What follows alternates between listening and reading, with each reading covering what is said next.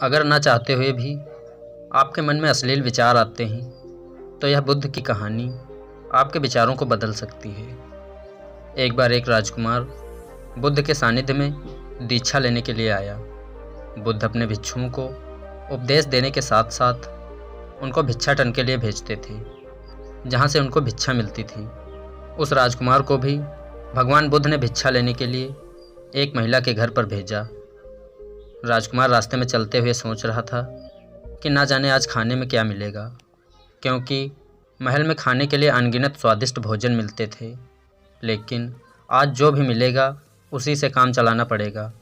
राजकुमार ने महिला के घर पर जाकर भिक्षा के लिए याचना की।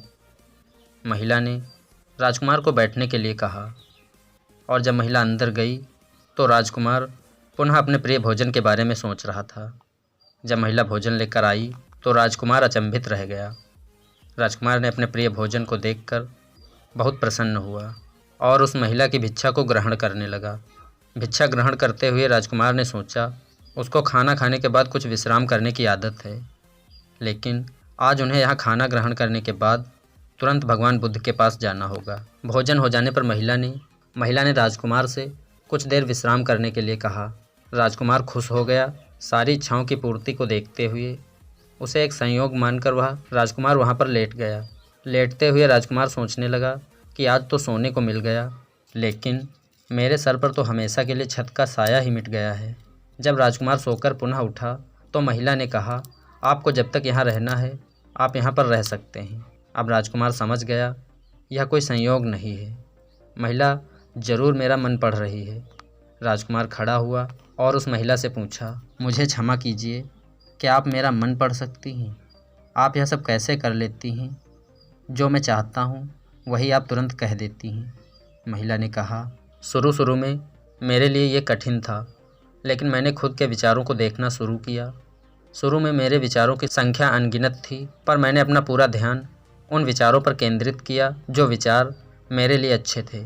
मैंने बिना पक्ष विपक्ष के अपने विचारों को देखना जारी रखा। धीरे धीरे मेरे विचारों की संख्या कम होती गई, मेरे सारे व्यर्थ विचार दूर होते गए। तब से मैं दूसरों के विचार को पढ़ लेती हूँ। यह सब सुनकर राजकुमार घबरा गए। राजकुमार ने उस महिला से आज्ञा ली और वहाँ से निकल पड़े। रास्ते में चलते हुए राजकुमार अपने विचारों का स्मरण करने लगा और महिला के बारे में आए अश्लील विचारों के बारे में सोचा और पश्चाताप करने लगा। राजकुमार को खुद पर शर्म आ रही थी। जब वह आश्रम पहुँचा तो उसने बुद्ध से कहा कि अब वह कभी भिक्षाटन के लिए नहीं जाएगा। बुद्ध ने राजकुमार को नीचे बैठाया और कहा, क्या हुआ, तुम मुझे अपनी व्यथा विस्तार से बताओ। राजकुमार ने विस्तार से सारी बात बताई। राजकुमार की बातों को सुनकर बुद्ध ने कहा, आज से 7 दिनों के लिए महिला के घर पर भिक्षा के लिए तुम ही जाओगे, लेकिन तुमको कुछ बातों का ध्यान रखना पड़ेगा। कल तुम जाते हुए अपने चित्त को पूरे होश में रखना। तुम्हारे अंदर कौन से विचार उठ रहे हैं उन पर ध्यान केंद्रित रखना। होशपूर्ण और जागरूकता के साथ ध्यान करना कि कौन सी वासना तुम्हारे भीतर उठ रही है। इन सभी का ध्यान करते हुए जाना और फिर मुझसे विचार विमर्श करना। अगले दिन राजकुमार बुद्ध के बताए अनुसार पूरे मार्ग में अपने होश को जागृत रखते हुए चल रहा था। भिक्षु आज पूरी तरह से जागा हुआ था। जैसे जैसे महिला का घर नज़दीक आ रहा था, राजकुमार की घबराहट बढ़ती जा रही थी। राजकुमार ने अपनी घबराहट को एक तरफ रखते हुए बुद्ध के विचारों पर ध्यान केंद्रित किया। जब राजकुमार महिला के घर पर पहुंचा तो उसके दिमाग में केवल एक सन्नाटा ही था, जिसके भीतर कोई वासना नहीं थी, कोई कामना नहीं, न कुछ पाने की इच्छा और न ही कुछ खोने की इच्छा। राजकुमार ने भिक्षा ली और वहां से वापस निकल गया। और आज वह राजकुमार रास्ते में नाचते हुए आया।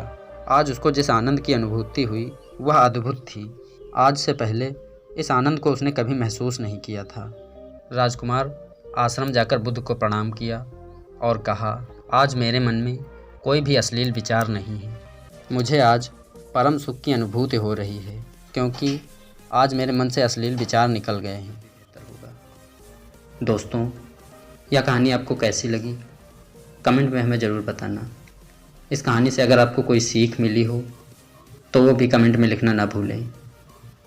आपका कीमती समय देने के लिए बहुत बहुत धन्यवाद।